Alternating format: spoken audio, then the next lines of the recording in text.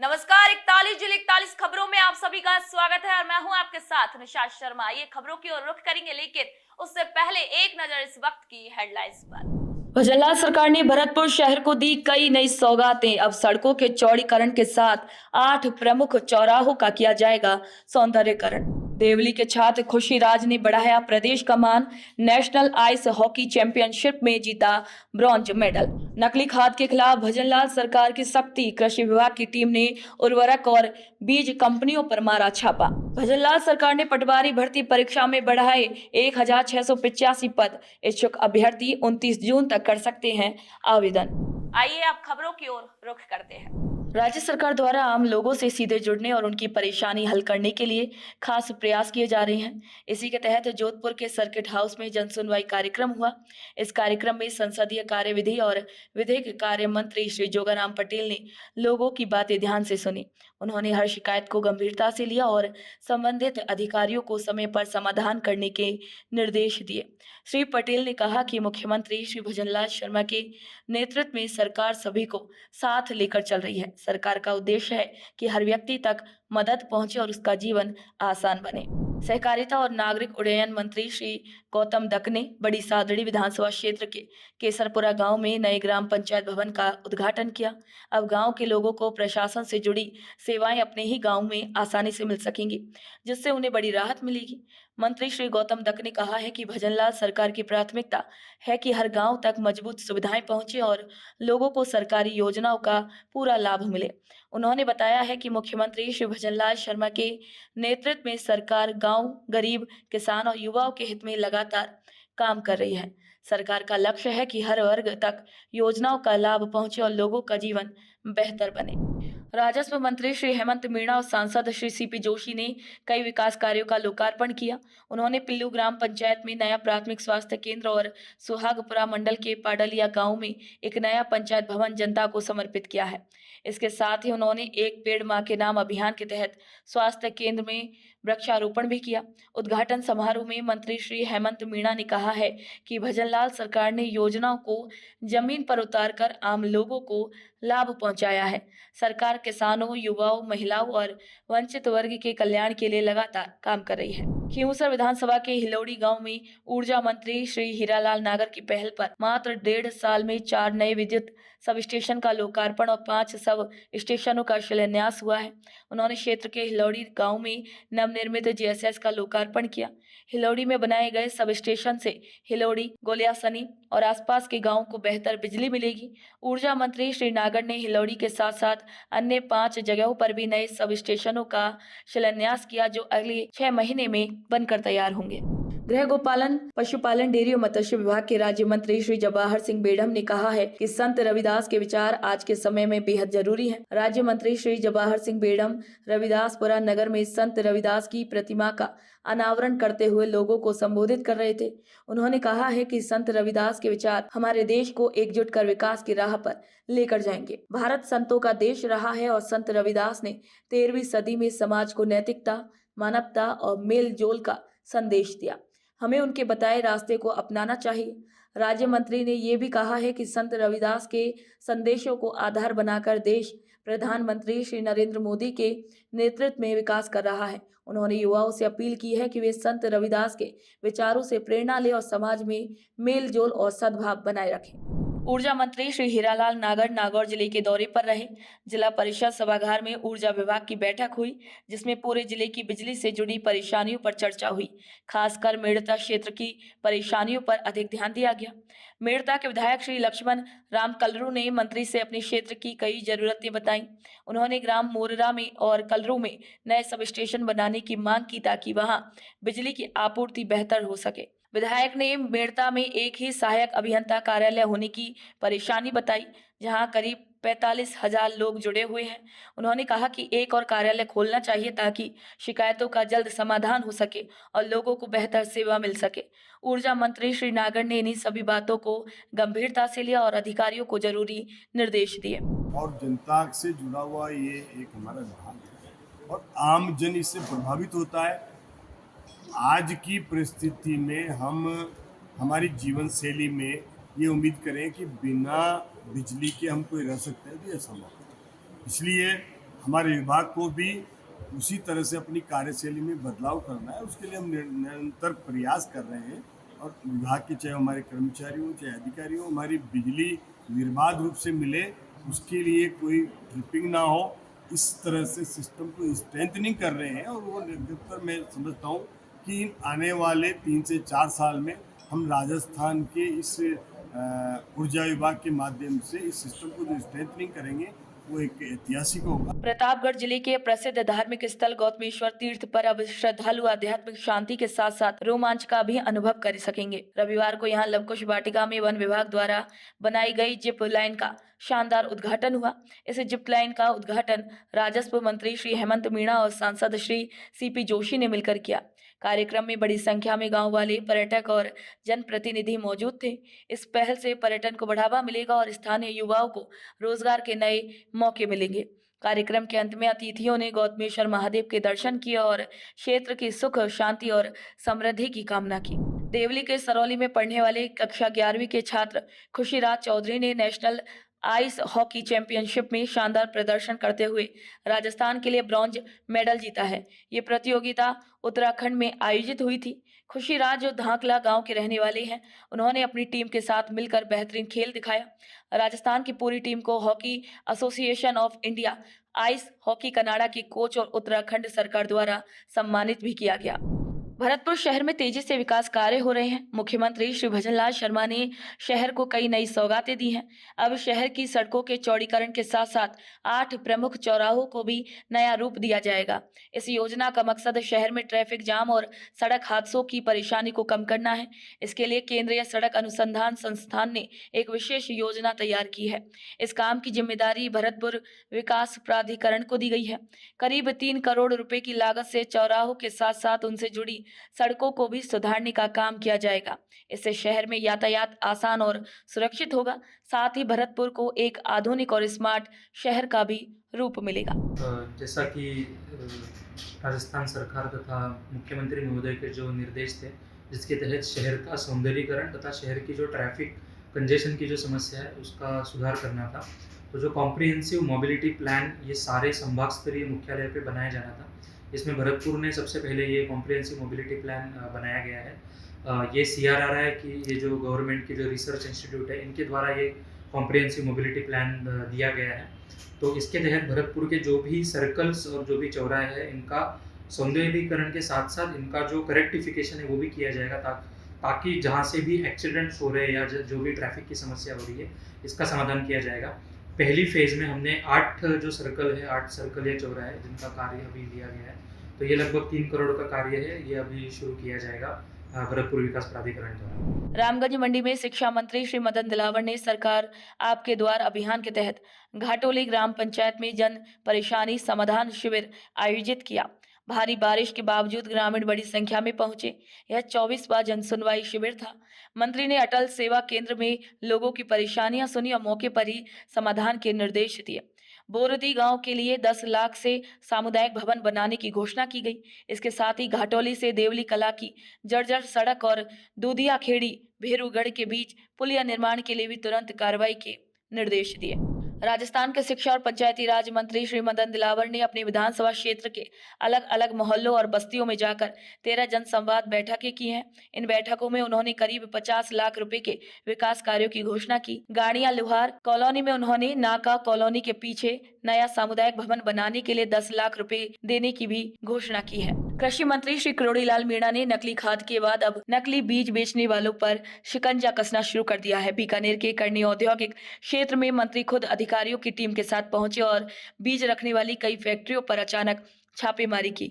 इसी दौरान कई जगह बिना लाइसेंस वाला बीज रखा मिला, खराब गुणवत्ता वाले बीज मिले और कुछ जगह फर्जी ब्रांडिंग भी पकड़ी गई। मंत्री ने खुद सैंपल लेकर जांच के लिए लैब में भेजे। उन्होंने कहा कि इस इलाके से पंजाब तक नकली बीज और खाद की सप्लाई हो रही है, जिसे अब रोका जाएगा। किसानों के साथ किसी भी तरीके की धोखाधड़ी बर्दाश्त नहीं की जाएगी। इसमें FIR दर्ज हो गई। FIR दर्ज होने के बाद में तो पुलिस को जांच करने का अधिकार है, हम फॉलो करेंगे। और उसमें जो फर्टिलाइजर कंट्रोल ऑर्डर है उसका वायलेशन हुआ है, उसमें हमारा विभाग कार्रवाई करेगा। FIR दर्ज हुई है और दर्ज होने के बाद हम पुलिस को परसू करेंगे। कोई कितना ही बड़ा व्यक्ति उसके खिलाफ कार्रवाई करेंगे। हम करना ये चाहते हैं कि किसान की खेती बर्बाद नहीं हो, किसान बर्बाद नहीं हो। राजस्थान के युवाओं के लिए सरकारी नौकरी पाने का एक और अच्छा मौका आया है। राज्य सरकार ने पटवारी भर्ती में 1685 पद और बढ़ा दिए हैं। अब कुल 3705 पटवारी के पदों पर भर्ती होगी। राजस्थान कर्मचारी चयन बोर्ड ने इसके लिए नई जानकारी साझा की है। आवेदन की प्रक्रिया 23 जून से शुरू हो गई है, जो 29 जून 2025 तक चलेगी। भजनलाल सरकार का लक्ष्य है कि अधिक से अधिक युवाओं को रोजगार मिले, इसलिए पदों की संख्या बढ़ाकर युवाओं को सरकारी नौकरी का बेहतर अवसर दिया जा रहा है। झुंझुनू जिले की सीथल ग्राम पंचायत अब पूरे इलाके के लिए एक मिसाल बन गई है। यहाँ के भामाशाहों के सहयोग से अब गांव में सीसी रोड, स्ट्रीट लाइटें और साफ सफाई की अच्छी व्यवस्था है। सरपंच संजू चौधरी ने बताया कि जयपुर में रहने वाले श्री कन्हैयालाल पौदार ने करीब 9 लाख रुपए खर्च करके खेल मैदान, झूले और व्यायाम उपकरण लगवाए। वहीं सूरत के श्री विमल पौदार ने गांव को ट्रैक्टर ट्रॉली भेंट की और सीसीटीवी कैमरे लगाने का वादा भी किया। सीथल गांव दिखाता है कि मिलजुल कर काम किया जाए तो गांव की तस्वीर बदली जा सकती है। हमने हमारे भामाशाहों से संपर्क किया। हमारे भामाशाह जयपुर प्रवासी श्री कन्हैयालाल जी पौदार जो पूर्व सरपंच रहे हुए हैं, और सूरत में हमारे भामाशाह श्री टोरमल जी के सपुत्र रह रहे हैं। उन लोगों से मैंने संपर्क किया। उन लोगों ने मुझे आश्वासन ही नहीं, उन लोगों ने ये कहा कि काम तो आपको करवाना ही है, जितने पैसे चाहिए आप लो और गांव में काम करवाओ। तो हमने स्टार्ट किया अपने मोक्ष धामों से, कब्रिस्तानों से। तो उसमें एक राज्य सरकार की गाइडलाइन थी कि 10% राशि उसमें भामाशाह या जनसहयोग से दें और 90% हमें सरकार दे रही थी। तो उसमें हमने क्या किया, पूरे गांव के जो शमशान घाट है जो कटानशुदा, उसमें हमने 4 दीवारियाँ बनवाई और छाया शेड बनवाए और टीन शेड बनवाए। उसके बाद में जब जैसे इनका काम पूरा हुआ, फिर मैंने कहा कि हमारे गांव में रोडों की बहुत समस्या है, सारे रास्ते कच्चे हैं। तो उन्होंने कहा बताओ आपका क्या है। मैंने कहा सरकार अपने को 70% दे रही है, 30% आपको देने पड़ेंगे। बोले हम देने के लिए तैयार हैं। तो जो भी गलियां कच्ची थी, जो रास्ते कच्चे थे, उन सब का हमने एस्टीमेट बनवाया। मुख्यमंत्री श्री भजनलाल शर्मा के आदेश पर अलवर जिले में साइबर अपराध रोकने के लिए पुलिस ने खास अभियान शुरू किया है। एसपी श्री संजीव नैन के कहने पर additional SP doctor Tejpal Singh ने खोहेड़ा करमाली गांव में ग्रामीणों से मुलाकात की है। उन्होंने युवाओं को साइबर अपराध के नुकसान समझाए हैं। वहीं 4 दिन पहले रघुनाथगढ़ में ग्रामीणों ने 11 सदस्यीय कमेटी बनाई। उन्होंने साइबर अपराधियों से मिले करीब 400 मोबाइल फोन जब्त कर नष्ट किए हैं। खोहेड़ा करमाली के ग्रामीणों ने पुलिस के सामने साइबर अपराध न करने की शपथ ली और कहा कि अगर कोई साइबर अपराधी मिलेगा तो उसे पुलिस को सौंप दिया जाएगा। इसलिए जो अलवर जिले में हॉट स्पॉट है, यानी जहाँ से ज्यादा क्राइम जनरेट हो रहा है, उनको हमने चिन्हित किया है, इनलिस्ट किया है। इसमें रघुनाथगढ़ में गए थे पहले अपन, आज खोड़ा करमाली आए हैं। इस प्रकार जो काम है उन सब में जाएंगे और लोगों से अपील करेंगे कि सभी एक सामाजिक जो दायित्व है उसका निर्वहन करें और जो युवा पीढ़ी है समझाएं उसको कि इस अपराध से दूर रहें। इससे उनका भी खराबा हो रहा है और पूरे इलाके की इमेज खराब हो रही है। इसमें ये तो समझाइश का दौर है और बाकी जो लीगल प्रोसीडिंग है वो यथावत जारी रहेंगे। इस समझाइश से आपको क्या लगता है कि इनमें सुधार होगा? निश्चित ही हमें पूर्ण विश्वास है, इससे अच्छे रिजल्ट आएंगे। और रघुनाथगढ़ क्षेत्र का हम देख रहे हैं वहाँ पॉजिटिव रिजल्ट आए हैं, यहाँ पर भी रिजल्ट अच्छे आएंगे। थानागाजी में बोर्ड परीक्षा में अच्छे अंक लाने वाले राजकीय उच्च माध्यमिक विद्यालय के छात्रों का जुलूस निकाला गया। राजस्थान सरकार की योजनाओं से अब सरकारी स्कूलों में शिक्षा का स्तर काफी अधिक सुधरा है। स्वामी विवेकानंद स्कॉलरशिप योजना में मेधावी छात्रों को आर्थिक मदद दी जाती है। गार्गी पुरस्कार और बालिका प्रोत्साहन योजना में बेहतर प्रदर्शन करने वाली लड़कियों को इनाम और सहायता भी मिलती है। सरकारी विद्यालयों में नामांकन वृद्धि के लिए रैली का आगाज अभी किया गया था और जिन बच्चों ने, छात्र छात्राओं ने उच्चतर अंक प्राप्त किए थे, उनको पूरे नगर का भ्रमण ही नहीं अपितु पूरे थानागाजी में ये बिगुल बजाया गया कि सरकारी विद्यालयों में नामांकन वृद्धि हो, क्योंकि 98 पॉइंट समथिंग जो हमारे थानागाजी की भूमिका शर्मा, जिसने प्रगति शर्मा ने नाम रोशन किया है, ब्लॉक में नाम रोशन किया है। नोडल विद्यापीठ पीएम श्री विद्यालय में जो अध्ययनरत थी छात्रा, उसने नाम रोशन किया। उसकी अनुकरणीय पहल को लेकर हम सब ने, शिक्षाविदों ने, सभी विद्यालय के प्रधानाचार्यों ने रैली का आयोजन किया था। सभी सरकारी विद्यालयों में आए और नामांकन वृद्धि। अलवर ग्रामीण विधानसभा क्षेत्र के उमरेड ब्लॉक के सामुदायिक स्वास्थ्य केंद्र पर एनसीडी कैंप आयोजित किया गया। इस कैंप में ग्रामीण इलाकों के मरीजों को निःशुल्क जांच और दवाइयां दी गई। इस कैंप में कुल 33 मरीजों की जांच हुई है, जिनमें गंभीर मरीजों को आगे रेफर किया गया। सभी मरीजों की निःशुल्क जांच की गई है और दवाइयां भी दी गई हैं। जिला कलेक्टर श्री रोहिताश सिंह तोमर ने सोमवार को बाढ़ प्रभावित इलाकों का दौरा किया। उनके साथ पुलिस अधीक्षक श्री राजकुमार चौधरी और अन्य अधिकारी भी थे। उन्होंने ऊनी, केलवाड़ा, भंवरगढ़, किशनगंज और देगनी पुलिया के इलाके देखे और स्थानीय अधिकारियों को जरूरी निर्देश दिए। कलेक्टर ने कहा कि अधिकारी सतर्क रहें, पानी भरे इलाकों में निगरानी बढ़ाएं और लोगों को सुरक्षित जगहों पर पहुंचाएं। उन्होंने लोगों से भी कहा है कि वे बारिश के समय नदियों, नालों और जलभराव वाले स्थानों से दूर रहें और प्रशासन के आदेश मानें। राजस्थान सरकार के कड़े निर्देश पर बाली विधानसभा के देसोरी पंचायत में खाद्य सुरक्षा योजना की प्रगति पर बैठक हुई। बैठक की अध्यक्षता उपखंड अधिकारी श्री सिद्धार्थ सांधु ने की। बैठक में देसुरी क्षेत्र की 24 ग्राम पंचायतों के खाद्य सुरक्षा योजना के लंबित आवेदन और लाभार्थियों की सूची की जांच की गई। उपखंड अधिकारी ने कहा कि 48 घंटे के अंदर सभी लंबित मामलों को पूरा किया जाए ताकि कोई भी पात्र परिवार राशन या सरकारी मदद से वंचित न रहे। सीकर जिला कलेक्ट्रेट सभागार में जिला कलेक्टर श्री मुकुल शर्मा की अध्यक्षता में साप्ताहिक समीक्षा बैठक हुई है। इसमें विभिन्न विभागों के अधिकारियों ने भाग लिया और सरकारी योजनाओं और कामों की प्रगति पर चर्चा की है। बैठक में वंदे गंगा जल संरक्षण जन अभियान की स्थिति पर भी बात हुई। गर्मी को देखते हुए जिला कलेक्टर ने पेयजल, बिजली और स्वास्थ्य सेवाएं बेहतर रखने के निर्देश दिए हैं। बरसात के मौसम में जलभराव की आशंका को देखते हुए नगर परिषद और यूआईटी को नालों की सफाई और जल निकासी की व्यवस्था समय पर करने के लिए कहा गया। डूंगरपुर जिला कलेक्टर श्री अंकित कुमार सिंह ने जिला परिषद के ईडीपी सभागार में जिला स्तरीय अधिकारियों की बैठक ली है। बैठक में पंडित दीनदयाल उपाध्याय अंत्योदय, संबल पखवाड़ा, हरियालो राजस्थान अभियान और अन्य सरकारी योजनाओं की तैयारी और प्रगति की समीक्षा की गई। कलेक्टर ने निर्देश दिए कि 24 जून से शुरू होने वाले पंडित दीनदयाल उपाध्याय अंत्योदय संबल पखवाड़ा के दौरान सभी विभागों के अधिकारी फील्ड में जाकर शिविरों की निगरानी करें और हर शिविर में अपने विभाग की योजनाओं का क्रियान्वयन सुनिश्चित करें। राजस्थान लोक सेवा आयोग द्वारा लेक्चरर और कोच भर्ती परीक्षा की शुरुआत सोमवार को हुई।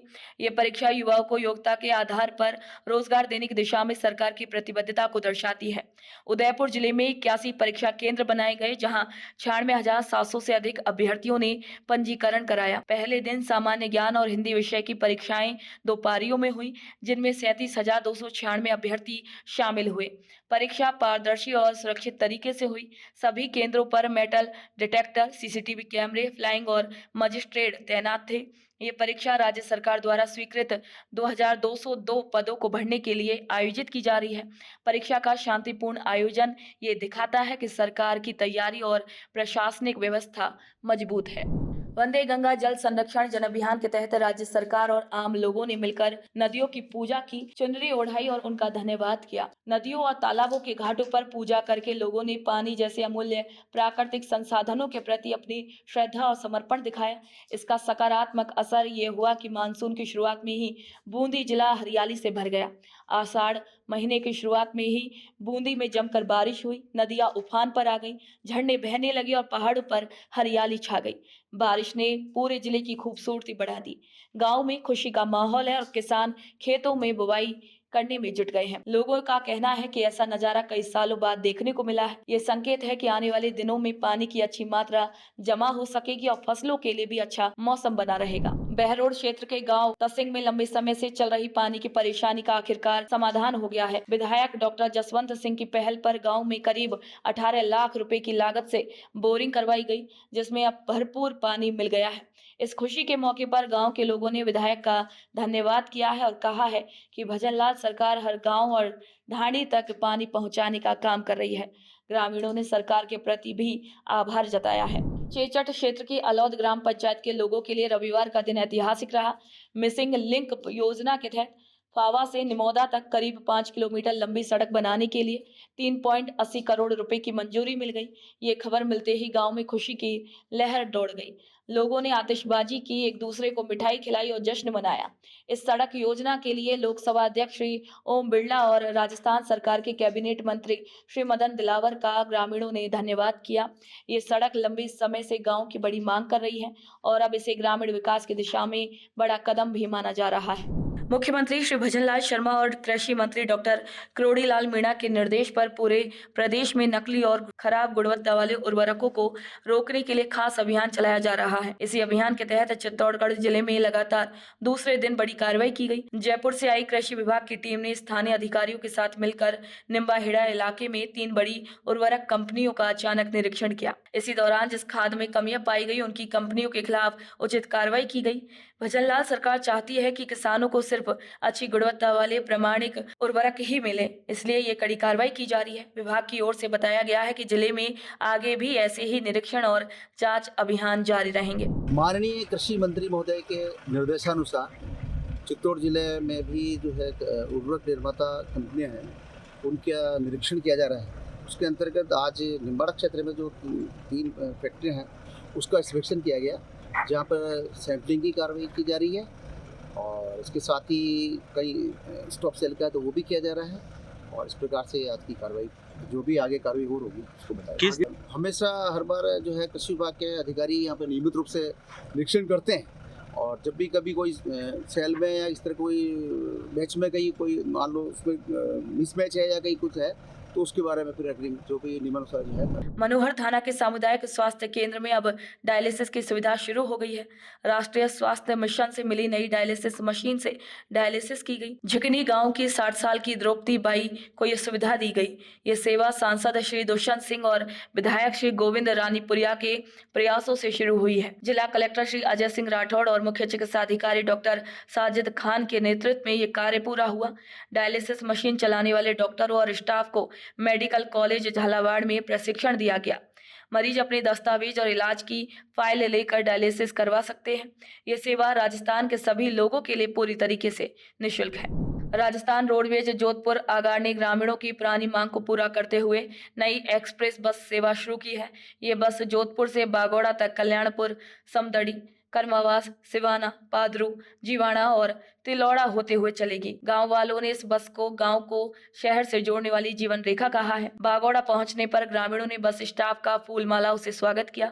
जनप्रतिनिधियों और सामाजिक संगठनों ने मुख्यमंत्री श्री भजनलाल शर्मा और परिवहन विभाग का आभार जताया और इसे गाँव के विकास की दिशा में ऐतिहासिक कदम बताया। सवाई माधोपुर जिले के सुरवाल गाँव के किसान श्री जानकीलाल मीणा ने जीरो बजट और जैविक खेती को हकीकत में बदल दिया है। वे बिना रासायनिक खादों के पूरी तरीके से प्राकृतिक तरीके से खेती कर रहे हैं। श्री जानकीलाल केंचुआ खाद बनाकर खेतों में उपयोग करते हैं और बायोगैस प्लांट से घर का चूल्हा जलाते हैं। वे बायोगैस से बिजली भी बना लेते हैं, जिससे खेती की लागत कम हो गई है। उन्होंने अपने खेत में खजूर, कुंभकार, नींबू, आम और अमरूद जैसे पौधों के सफल प्रयोग भी किए हैं। उनके नवाचारों के लिए राज्य सरकार ने उन्हें प्रगतिशील किसान घोषित किया है और सम्मानित भी किया है। वह आसपास के किसानों को जैविक खेती की ट्रेनिंग भी देते हैं। उनका मानना है कि जीरो बजट खेती से जमीन की उर्वरता, फसल की गुणवत्ता और किसानों की आमदनी सब बढ़ती है। उनके कार्य से दूसरे किसान भी प्रेरणा ले रहे हैं। जीरो बजट खेती वह है साहब कि इसके अंदर गांव का पैसा गांव में रहे, बल्कि शहर का पैसा गांव में आए, देश का पैसा देश में रहे, न कि विदेशों में जाए, और बिना पर्यावरण को नुकसान पहुंचाए, बिना प्रकृति को नुकसान पहुंचाए जो खेती के कृषि कार्य हैं वो किए जाते हैं। और इसमें क्या है, जीरो बजट इसलिए कि इसमें कोई भी खर्चा है वो कहीं से लाने की ज़रूरत नहीं है, आपको शहर या बाजार जाने की ज़रूरत नहीं है। जिन चीज़ों की आवश्यकता है वो सारी चीज़ें यहीं से प्राप्त। तो इसके अंदर क्या है जीरो बजट खेती के अंदर जीरो बजट इसलिए कि जो मुख्य फसल है उसमें कतारों में या मिलाकर जो फसलें बोई जाती है तो खर्चा जो हुआ है ना थोड़ा बहुत वो उसे निकल जाता है और मुख्य फसल वो बोनस के रूप में किसान के पास में रह जाती है। और दूसरा फायदा ये है ज़मीन सुधर रही है, उर्वरा शक्ति बढ़ रही है, तो और भाव साधारण से। तो आपका कहना है कि लोगों को नेचुरल खेती से जुड़ना चाहिए? बिल्कुल जुड़ना चाहिए और जुड़ना पड़ेगा आखिर में। से सरकार का भी योगदान इस तरह से इस साल प्राकृतिक खेती चालू की है, उसमें हमने अपने डिस्ट्रिक्ट में 29 क्लस्टर बनाए हैं 29 क्लस्टर में 125 आदमी 0.4 हेक्टेयर के लिए चयनित किए गए हैं। उनको हमने ट्रेनिंग दे दी गई है। उसमें जीवामृत, बीजामृत और क्या नाम से जो भी उसमें कोई खाद मतलब रासायनिक उर्वरक कोई काम नहीं रहता। जैसे पूर्व में खेती करते आए हैं वैसे ही खेती की जानी है। स्वास्थ्य के लिए तो 100% लाभदायक है। जब रसायन अपने यूज में नहीं लेंगे तो किसी तरह की बीमारी नहीं होगी। पहले अपन देखते थे इतना स्वाद होता था खाने में, रोटियों में, सब्जियों में। आजकल कोई भी स्वाद नहीं रहा। नेचुरल खेती से जुड़ना चाहिए। अपने पास अपनी ज़मीन में फास्फोरस वगैरह जो अपन DAP डालते हैं सिर्फ मात्र 20% काम आता है और बाकी अपनी जमीन में पड़ा रहता है। सांसद आपके द्वार कार्यक्रम के तहत बांसूर में जन सुनवाई हुई, जिसमें जयपुर ग्रामीण सांसद श्री राव राजेंद्र सिंह ने लोगों की परेशानियां सुनी और तुरंत समाधान के निर्देश दिए। उन्होंने कहा कि प्रधानमंत्री श्री नरेंद्र मोदी के नेतृत्व में सरकार अंतिम व्यक्ति तक लाभ पहुंचाने के लिए काम कर रही है। सांसद ने जल जीवन मिशन, बिजली आपूर्ति, मोबाइल नेटवर्क, सड़क, खाद्य सुरक्षा, कृषि, रोजगार और स्वच्छता योजनाओं की समीक्षा की। उन्होंने अधिकारियों से कहा कि हर पात्र व्यक्ति को सरकारी योजनाओं का लाभ मिले और सभी परेशानियों का समाधान निष्पक्ष और समय पर किया जाए।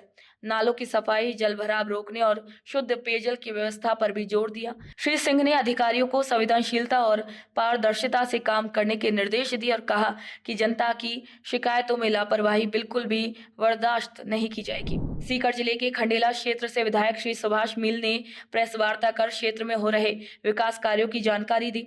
उन्होंने बताया कि खंडेला और रिंगस के बस स्टैंड, अस्पताल, स्वास्थ्य केंद्र, जनता क्लिनिक, स्कूल भवन, सड़कों और पानी की योजनाओं पर करोड़ों की राशि स्वीकृत हुई है। धार्मिक स्थलों का जीर्णोद्धार, रिंगस में महाविद्यालय, पुलिस उप अधीक्षक कार्यालय और आंगनबाड़ी केंद्र भी शामिल है। विधायक ने कहा कि जनता की सेवा ही उनका उद्देश्य है और पत्रकारों से भी आमजन की परेशानियां बताने की अपील की। उन्होंने बताया कि कई वर्षों से बंद रास्तों को आपसी सहमति से खुलवाया गया है और प्रयास किए हैं कि सभी जमीनी विवाद भी राजीनामे से सुलझाए जाएं। विकास कार्यों में कोई भी कमी आगे नहीं आने दी जाएगी। राजस्थान लोक सेवा आयोग द्वारा आयोजित प्राध्यापक और कोच भर्ती परीक्षा 2024 का आयोजन सीकर जिले में 23 जून से शुरू हो गया है, जो 28 जून 2025 तक चलेगा। ये परीक्षा जिले के 49 केंद्रों पर हर दिन 2 पारियों में होगी। परीक्षार्थियों को परीक्षा शुरू होने से 1 घंटा पहले सुबह 8 से 9 बजे तक जांच के बाद प्रवेश दिया गया।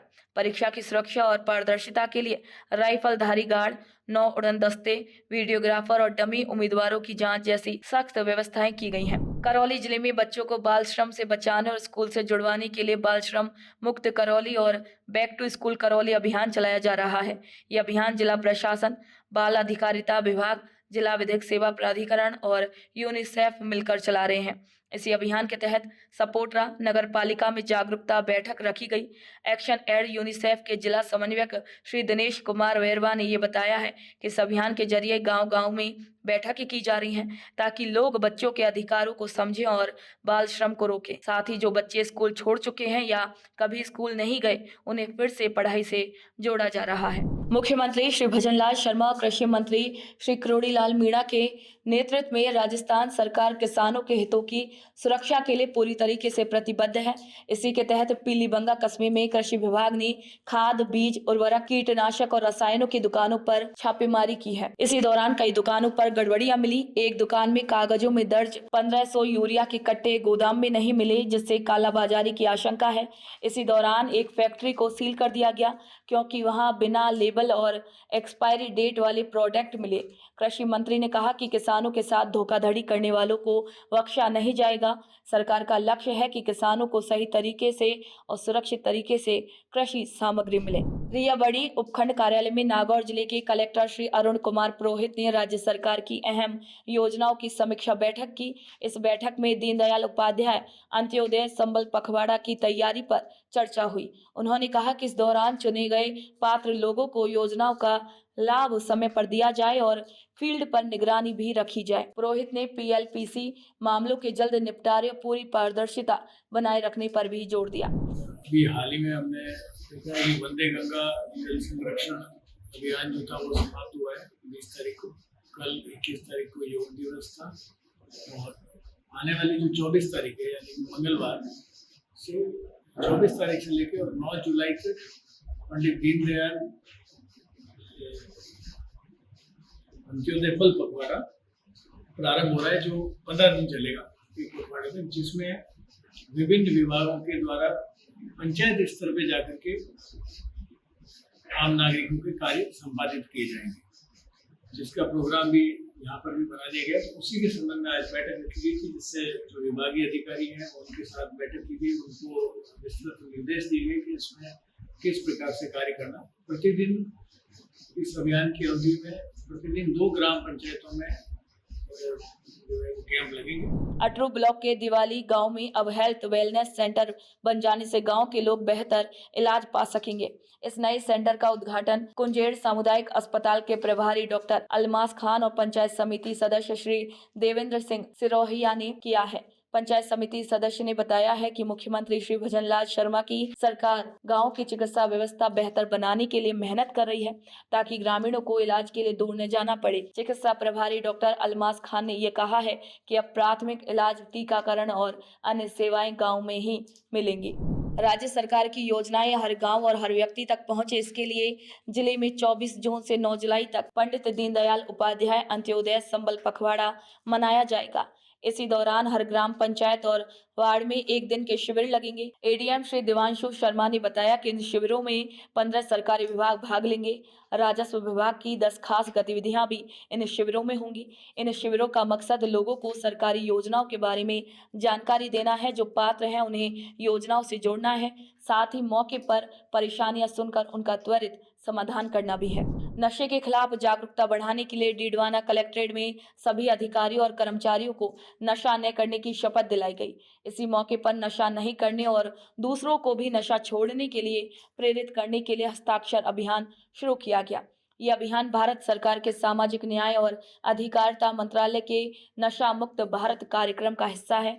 अतिरिक्त जिला कलेक्टर श्री महेंद्र मीणा ने इस अभियान का शुभारंभ किया और उसके बाद सभी कर्मचारियों ने हस्ताक्षर करके नशा न करने की शपथ ली है। भैरव धाम राजगढ़ में राजस्थान सरकार के आयुर्वेद विभाग द्वारा 15 जून से 8 दिन का योग शिविर आयोजित किया गया, जिसका समापन मुख्य उपासक श्री चंपालाल महाराज की मौजूदगी में हुआ। डॉक्टर दिनेश कुमार मीणा और योग प्रशिक्षकों ने हजारों श्रद्धालुओं को योग कराते हुए स्वस्थ रहने की प्रेरणा दी है। राष्ट्रीय योग अभ्यासिका तमन्ना टांक ने संगीत के साथ योग की प्रस्तुति दी। सामाजिक न्याय विभाग अजमेर ने नशा मुक्ति अभियान के तहत नुक्कड़ नाटक का मंचन किया, जिसमें करीब 3000 लोगों ने नशा छोड़ने की शपथ ली। श्री चंपालाल महाराज ने कहा कि नशा शरीर और मन को तोड़ता है, परिवार और समाज को नुकसान पहुंचाता है। उन्होंने सभी से नशा छोड़कर सही जीवन जीने की अपील की। अजमेर दक्षिण विधायक श्रीमती अनीता बघेल ने वार्ड नंबर 42 और 50 में कुल 81 लाख रुपए की लागत से बनने वाली सड़क और अलवर गेट की पुलिया का शिलान्यास किया। विधायक ने बताया है कि विधायक कोष से 16 लाख से अधिक रुपए देकर अलवर गेट रोड से जादूघर सेंट थॉमस तक जाने वाली पुलिया का शिलान्यास किया गया। साथ ही 65 लाख रुपए की लागत से अलवर गेट चौराहे से मेयो कॉलेज चौराहे तक सड़क का निर्माण कार्य भी शिलान्यास किया गया। श्रीमती अनीता बघेल ने कहा कि ये जनता का पैसा है और इसे जनता के कामों के लिए ही खर्च किया जाएगा। देखिए, जो नाला आप देख रहे हैं, ये नाला जब एस्केप चैनल में मिलता है तो 90 डिग्री पर मिलता है, और नाले की जो पुलियाएं हैं जो जादूगर की ओर जाती हैं या सतपुरा कॉलोनी की ओर जाती हैं, वो पुलियाएं बहुत पुरानी बनी हुई थी और बहुत नीचे थी। उसके कारण से पानी का अवरोध होता था और पानी अवरुद्ध होकर के गलियों में भर जाता था। तो हमने आज से 3-4 माह पहले एक पुलिया का शिलान्यास किया था, लगभग 20 लाख रुपए की लागत थी। आज इसी नाले के ऊपर हम दूसरी पुलिया का शिलान्यास कर रहे हैं, उसकी लागत भी लगभग 20 लाख रुपया है। वर्क ऑर्डर जारी करने के बाद जो टेंडर की कॉस्ट आई है वो 16.5 लाख रुपए आई है। और इसी के साथ ही अलवर गेट चौराहे से प्रारंभ होकर के मेयो कॉलेज के वहाँ पर मेयो लिंक रोड पर मिलने वाली ये जो मुख्य सड़क है, इस सड़क का भी आज शुभारंभ कर रहे हैं। पीडब्ल्यूडी के माध्यम से ये सड़क बनाई जाएगी। तो इस तरह से नाले की पुलिया और साथ में ही सड़क 65 लाख रुपए की लागत की ये जो रोड है वो बनने जा रही है, और 20 लाख की लगभग की लागत की हमारी ये पुलिया बनने जा रही है। तो लगभग 85 लाख रुपए के आसपास की राशि आज इस मार्ग पर और इस नाले पर खर्च होने वाली है। ये पुलिया बनने के बाद में जब वर्षा ऋतु बहुत तेजी से आती है और पानी का बहाव बहुत तेज होता है, तो पुलियाएं ऊंची होने के कारण से पानी बहुत शीघ्रता से निकल जाएगा और जो पानी भरने की समस्या से लोग जूझते थे उस समस्या का भी समाधान हो जाएगा। एडीजीपी श्री रूपिंदर सिंह एक दिन के दौरे पर सेवर स्थित केंद्रीय जेल का अचानक निरीक्षण करने पहुंचे। वहां जवानों ने उनका गार्ड ऑफ ऑनर देकर स्वागत किया। इसी दौरान उन्होंने वंदे गंगा जल संरक्षण जन अभियान के तहत जेल परिसर में पेड़ भी लगाए। एडीजीपी श्री रूपिंदर सिंह ने जेल अधीक्षक श्री परमजीत से जेल की व्यवस्थाओं के बारे में जानकारी ली और वहां हो रहे नए प्रयासों के बारे में पूछा। उन्होंने जेल के मेस, बार, कैंटीन और फैक्ट्री का भी निरीक्षण किया। निरीक्षण के बाद उन्होंने बताया कि जेल की बिल्डिंग पुरानी हो चुकी है और उसमें सुधार की जरूरत है। साथ ही पुराने उपकरणों की देखभाल भी जरूरी है, जिसके लिए मुख्यालय स्तर पर काम किया जाएगा। भरतपुर का आकस्मिक विजिट किया गया।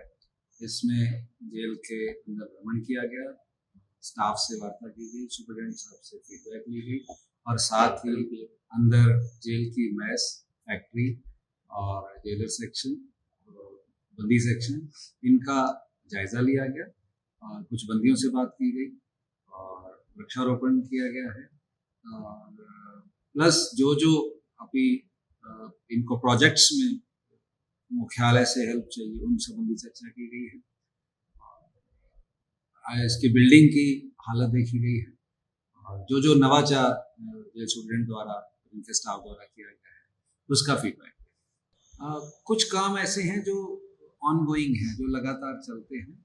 उनमें बिल्डिंग्स, उनकी रिपेयर, मरम्मत, फैक्ट्रीज में नवाचार, उसके कोई नई तरह का स्किल जो डेवलप किया है उसका काम, और इसके अलावा जो इलेक्ट्रॉनिक इक्विपमेंट्स हैं उनकी मेंटेनेंस, उनकी चलाई और बाकी जो जेल टू जेल कोई फीडबैक आती उसके हिसाब से काम। जिला कलेक्टर के आदेश पर केडी और दोनों नगर निगमों के अधिकारी शहर के अलग अलग हिस्सों का निरीक्षण करने निकले। उन्होंने पानी भरने वाले इलाके और नालों की सफाई का जायजा लिया। केडीए के आयुक्त श्री ऋषभ मंडल और नगर निगम कोटा दक्षिण के आयुक्त श्री अनुराग भार्गव ने वरिष्ठ अभियंताओं के साथ मिलकर जगहों का दौरा किया। ये वे इलाके थे जहां हाल ही में बारिश के बाद जलभराव की शिकायतें आई थी। इसके अलावा उन्होंने त्रिवेणी नगर नाला, गोविंद नगर नाला, बजरंग नगर नाला और साजी देहड़ा कच्ची बस्ती के नाली का भी निरीक्षण किया। अधिकारियों ने मिलकर जलभराव की परेशानियों का भी समाधान निकालने की कोशिश की। भरतपुर व डीग में मुख्यमंत्री के आदेश पर सिविल डिफेंस में 500 पदों के लिए भर्ती निकाली गई है। इन पदों के लिए 5000 से अधिक युवाओं ने आवेदन किया। युवाओं में सिविल डिफेंस का हिस्सा बनने की अच्छी रुचि देखी गई। आवेदन जमा करने और जांच के लिए कई काउंटर लगाए गए, जहां लड़कों के साथ लड़कियों ने भी दस्तावेज जमा किए। एडीएम सिटी श्री राहुल सैनी ने बताया है कि अब सभी आवेदनों की जाँच की जाएगी और जो योग्य होंगे उनका चयन होगा। युवाओं ने मुख्यमंत्री का धन्यवाद करते हुए कहा कि वे देश की सेवा करना चाहते हैं और नागरिक सुरक्षा विभाग में काम करने पर गर्व महसूस होगा। देखिए, सिविल डिफेंस वॉलंटियर्स की अभी हमने वैकेंसी निकाली है। हमारे पास होम मिनिस्ट्री से जो डायरेक्शन थे उसके अकॉर्डिंग हमने 500 सिविल डिफेंस वॉलंटियर्स के लिए यहाँ पे प्रक्रिया की है और उसके अंतर्गत अभी तक हमारे पास में करीब 5000 आवेदन जिला मुख्यालय भरतपुर पर आ चुके हैं। ये भर्ती प्रक्रिया भरतपुर और डीग जिले दोनों की मिलाकर 500 वैकेंसीज हैं और इसके अंतर्गत अभी जब फॉर्म्स यहाँ कलेक्ट हो जाएंगे तो 20 तारीख तक फॉर्म जमा होने से डीग जिले से भी हमारे पास अभी फॉर्म आएंगे। जब वो प्रक्रिया पूरी हो जाएगी उसके बाद उनकी स्क्रूटनी की जाएगी। स्क्रूटनी के अंदर जो पात्र पाए जाएंगे उन सब का फिर पुलिस वेरिफिकेशन होगा, उनका मेडिकल और फिजिकल वेरिफिकेशन होगा, फिजिकल टेस्ट होगा और पात्रता के हिसाब से जो ऑब्जेक्टिव क्राइटेरियाज हैं उसके हिसाब से कमेटी डिसीजन करेगी कि किन लोगों को सिलेक्शन करना है। सूरतगढ़ रेलवे स्टेशन को अमृत भारत स्टेशन योजना के तहत करीब 22 करोड़ रुपए की मदद मिली है। अब स्टेशन बहुत सुंदर दिखने लगा है। यात्रियों के लिए यहाँ अच्छा सर्कुलेटिंग एरिया, पार्किंग, साफ पीने का पानी की व्यवस्था, साफ सुथरे शौचालय और टिकट बुकिंग के लिए अलग अलग मशीनें लगाई गई हैं ताकि भीड़भाड़ न हो। जल्द ही एक नई मशीन भी चालू होगी जिससे सुविधाएं और भी बेहतर हो जाएंगी। शाम होते ही स्टेशन की रंगीन लाइटिंग से उसकी खूबसूरती और बढ़ जाती है। वहीं सूरतगढ़ रेलवे स्टेशन अब बहुत भव्य और आधुनिक भी नजर आने लगा है। ये बहुत ही अच्छा बनाया गया है। यहाँ पे बिजली, पानी की और पार्किंग की बहुत अच्छी व्यवस्था की गई है और आरपीएफ वगैरह की भी, टीआरपी की भी अच्छी व्यवस्था है ताकि किसी भी तरह से यात्री को कोई दुविधा न हो। अभी प्लेटफॉर्म पे मैंने ये देखा कि यहाँ पे लिफ्ट की भी एक योजना चल रही है। तो 41 जिले 41 खबरों में आज के लिए इतना ही। फिर आप सभी से मुलाकात होगी नई खबर नई जानकारी के साथ। तब तक के लिए नमस्कार।